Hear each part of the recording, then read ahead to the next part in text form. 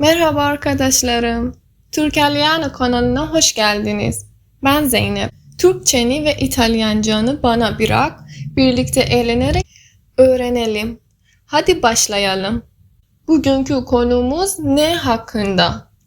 Sizce nerede mi? Karıştıranlara özel mini ders. Türkçe'de nere ve nerede sık sık karıştırılır ama aslında aralarındaki fark çok basit. Nere yön belirtmek için kullanılır. Örnek vereyim. Nereye gidiyorsun? Kafana göre bir yere mi? Nereye gidiyorsun?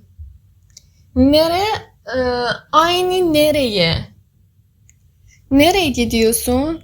Nerelere gidiyorsun? Nerelere gittin bu yaz? Ama nerede? Nerede ise bir nesnenin, hayvanın ya da kişinin tam olarak nerede bulunduğunu sorar. Acaba benim civcivim nerede? Çoğul olarak nerelerde? Nerelerde geziyorsun? Nerelerde buluşabiliriz?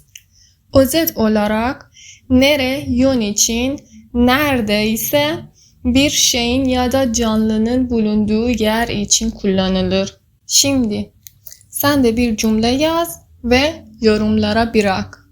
Takipte kal, daha fazlası geliyor.